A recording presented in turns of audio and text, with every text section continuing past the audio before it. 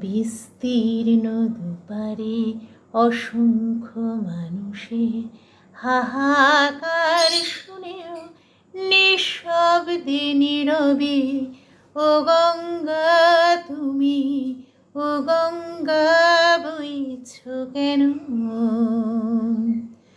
নৈতিকতার স্খলন দেখেও, মানবতার পতন দেখেও নির্লজ্জ অলস ভাবে বইছ কেন?